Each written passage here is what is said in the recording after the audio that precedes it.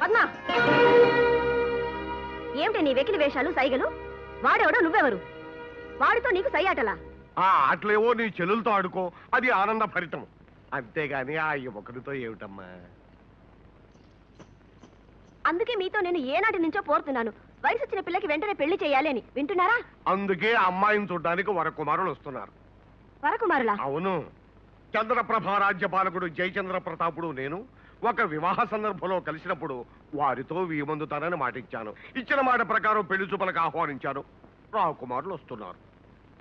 ఏమిటక్క, వేరే ఎవరో రాకుమారులు అంటారేమిటి బావగారు?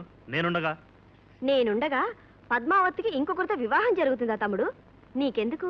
ఆ భారం నాది. తమరు చెప్పినట్లే సింహాసనాన్ని రెండుగా చీల్చారు మహారాజా. చెరుకు ముక్క మీద కూర్చుని ప్రజాపాలన పేరుతో అక్రమాలు చేస్తున్నారు. ప్రతిదానికి పన్నులు కట్టమని ప్రజల్ని పీడిస్తున్నారు మహారాజా. పన్నులు కడుతున్నారా? వాళ్ళేమైనా దంత వైద్యుల పన్నులు కట్టడానికి? అక్కడి కబుర్లు ఇక్కడికి మోయటం నేరం. ఈ గుడ్డి మహారాజు అది వినడం మహానేరం. మీరిద్దరూ కోటలో ఉండటం మాకు శిరో బాధ. అనగా తలనొప్పి. సేవక్, ఆ మంత్రిని చెరలో పెట్టి తాళం వేయండి. ఈ తాళం కాదు. ఏమిటి అప్రత్యం? మహారాజా, ఏమిటా మీ దుర్మార్గం? మహామంత్రిగా శిక్ష వేస్తారా? జనక్, మీకు ఉంది శిక్ష. మిమ్మల్ని అరణ్యక్షేరం చేస్తాం. అనగా అడవి పాలు. అవును సోదర్. జనక్ అంధులు కదా, అడవిలో విడిచిపెడితే పాపం చెట్లని కొమ్మల్ని కొట్టుకుంటారేమో. అయితే ఎడార్లో వదిలేద్దాం. త్వాష్టులారా, మీకు పుట్టగతులుండవురా? తండ్రిని శిక్షించటం ఘోర పాపం రా. పుణ్యకార్యానికి బయలుదేరుతున్నాం. పాపం మాట ఎత్తకండి. మాకు కార్తికేయ రాజ్యం నుంచి ఆహ్వానం వచ్చింది. రాకుమార్తెతో వివాహ దృష్టి. అనగా పెళ్లి చూపులు. మేము వెళ్లే ముందు మీ పాద పద్మములకు నమస్కరించాలి. అనగా తామర కాళ్లకు. మూర్ఖులారా, వదండ్రా, వదండి. ఆ మూర్ఖుల మాట మీరు వినడమే విట్రా. వదండ్రా. అవును, రాకుమార్తెని చూడ్డానికి చంద్రప్రభ రాజ్యం నుంచి రాకుమారులు వస్తున్నారట. ఈ మాట మేము ఎంతసేపు ఇక్కడ కూకున్నామా? ఇదియా, నీ సంగతి అట్టాకు జరగదు గానే మేమిద్దరం పెళ్లి చూపులు చూసుకుంటాం. మదనిక, ఆ చంద్రప్రభ రాకుమారుల్ని నువ్వెప్పుడన్నా చూసావా? అబ్బే, మహారాజా వారికే తెలీదట. వాళ్ళని ఎప్పుడో చిన్నతనంలో చూశారట.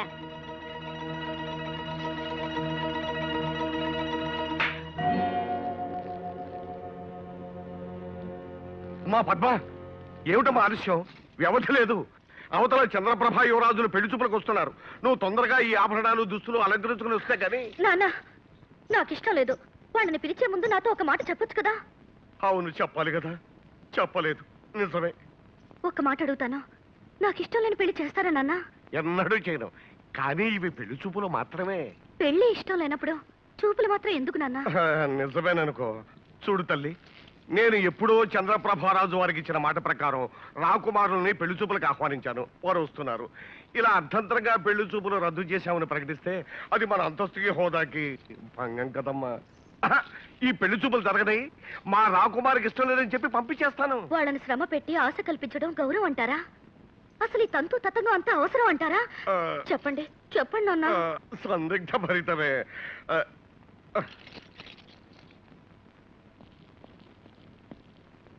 మహారాజా, చంద్రప్రభ యువరాజులు వేంచేస్తున్నారు. వేంచేశారా? ఇక్కడికే వేంచేశారా? అక్కడే కూర్చోబెట్టు. వద్దు వద్దు, ప్రవేశపెట్టు. సందిగ్ధ ఫలితం.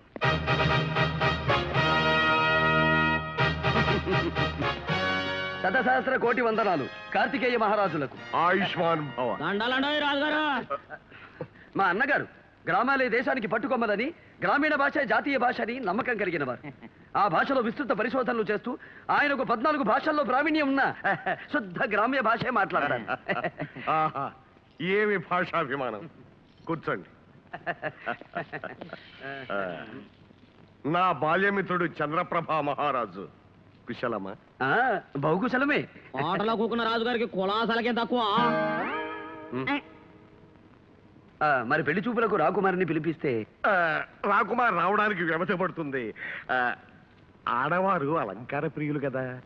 అయితే చెలికత్తని పిలిపిస్తాండో చూసుకుంటాం. అబ్బే, మరేమి లేదు. వారి దగ్గర ఆయన కావలసిన భాష లభిస్తుందని మా అన్నగారి ఆశ.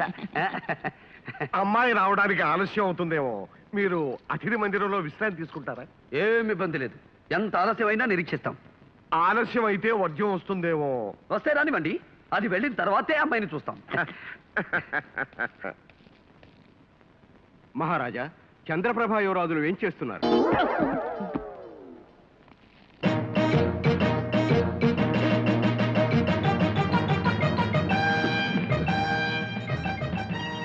వందనములు వందనములు కార్తికేయ మహారాజులకు. మీరు చంద్రప్రభ యువరాజులం, వివాహ పుత్రులం. అనగా పెళ్లి కుమారులం తమ ఆహ్వానం మీద వచ్చాం. కాదు, రథం మీద వచ్చాం. మరి మీరు చంద్రప్రభ యువరాజులం. వీళ్ళెవరో మా పేర్లు పెట్టుకుని వచ్చిన మోసగాళ్ళలా ఉన్నారు. మేము మోసగాళ్ళమా? మహారాజా, మీరు కార్తికేయ మహారాజులేరా? అవును. అయితే మేము చంద్రప్రభ యువరాజులమే. ఇది పెద్ద సమస్య. ఇందులో ఎవరిది అబద్ధమో ఎవరిది నిజమో తేలాలి. అంతవరకు పెళ్లి చూపులు లేవు. కార్తికేయ మహారాజా, తొందరగా జరిపించండి వివాహ దృష్టి. అనగా పెళ్లి చూపులు. మీలో ఎవరు నిజమైన రాకుమారులో తేలే వరకు పెళ్లి చూపులు జరిపించను. మహారాజా, చంద్రప్రభ యువరాజులు మేధావులు. పొరపాటు, అత్యంత మేధావులు. అనగా అతి తెలివి గలవారు. అయితే కొన్ని ప్రశ్నలు వేస్తాం, సమాధానాలు చెప్పండి. చెప్పండు. ఓ, అనగా అడగండి. అన్నగారు అడగండి. అయితే చెప్పండు. అనగనగనగనగా ఒక అడవి, ఆ అడవిలో ఒక పల్లకి, ఆ పల్లకిలో ఒక మనిషి పోతాడు. ఆ మనిషిని దోసుకోవాలా. ఎట్టా ఎట్టా ఎట్టా ఎట్టా చెప్పవా? చెప్పండు. ఓహోం ఓహోం ఓం ఓహోం ఓహోం ఓహోం ఓహోం ఓం ఓహోం ఓహోం అని పల్లకి వస్తూ ఉంటుంది.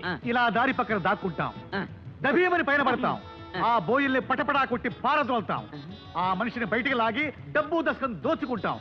ఎలా ఉంది? బాగుంది బాగుంది బాగుందో. ఇంకోటి ఇంకోటి ఇంకోటి. అడగండి అడగండి. రాజుగారి కోటలో డబ్బు ఉందో? ఉందా? ఉంది ఉంది. దాన్ని దోసుకోవాలా. అదెట్టా దోసుకుంటారో చెప్పండో. తాళ్లు పైకి వేస్తాం, ఎగబాకుతాం, లోపలికి దూకుతాం, ధనాకారంలో దూరుతాం, కాపలా వాడిని కట్టి పడేస్తాం. ధనం దోచుకుంటాం. ఆహా, ఇది కూడా బాగానే చెప్పినారా. చివరిది తోటలో రాకుమారు ఒంటరిగా కూకొనుందో దాన్ని ఎత్తికెళ్ళాలా. ఎట్టా? ఏమిటా ప్రశ్న? మీరుండండి మహారాజా, మేం చెప్తాం.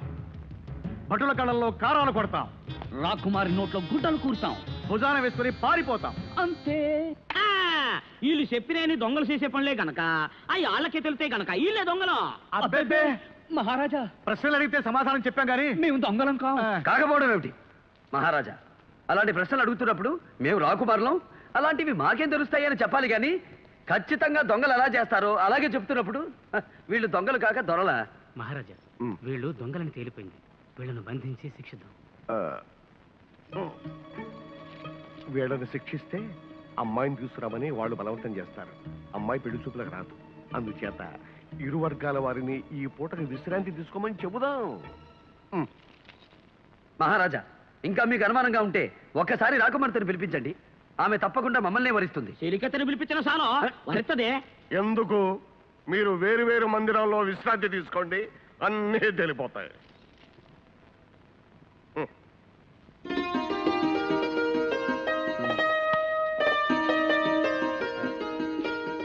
ఇదియో తెచ్చి ఎక్కడికి వెళ్ళినా సైనికులే కనిపిస్తుంటారు కానీ నా మదనిక కనిపించనే లేదు. ఇక నీకు యువరానే కనిపిస్తుంది. మనం ఇంత కట్టపడి యాసలు వేసుకొని రావడం అంతా దండగా దండగా దండగా పోతే వెళ్ళిపోదామా. వందనాలు.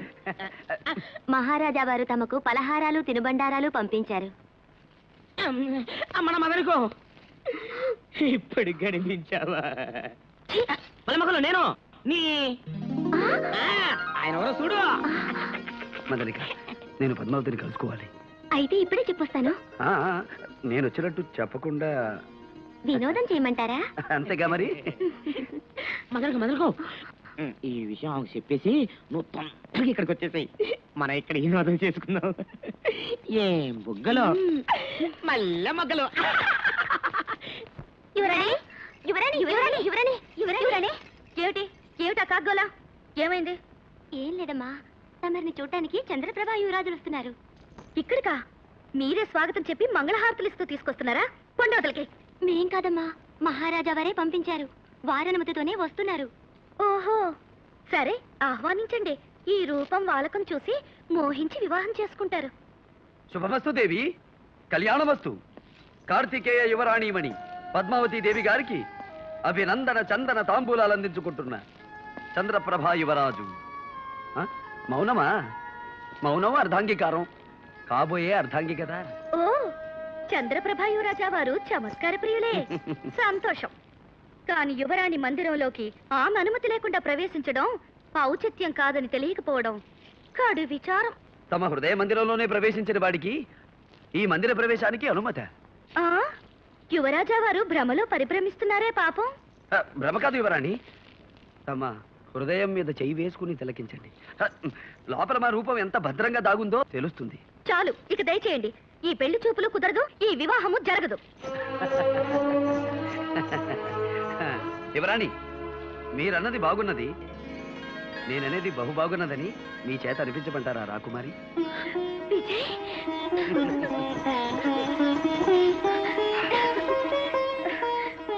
విజయ్, నువ్వు ఇక్కడికి ఎలా వచ్చావు? దేవి వారి దర్శనానికి పలు మార్గాలు, పలు అవతారాలు తప్పవు కదా. ఇప్పుడు మనం చంద్రప్రభ రాకుమారులం, పెళ్లి కుమారులం. ఎవరైనా చూసినా కనిపెట్టినా అందరూ నన్ను చూశారు, నాతో మాట్లాడారు.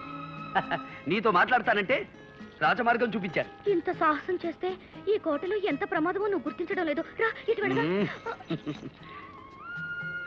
ప్రణయ పరిమళాలు వెదజల్లే పూలతోటుండగా, శృంగార కిరణాలు ప్రసరించే చల్లని వెన్నెలుండగా, నీకోసం ఆరాటపడి వచ్చిన ఆ రాకుమారులుండగా, ఆ వినోదం అనుభవించవా పద్మావతీదేవి?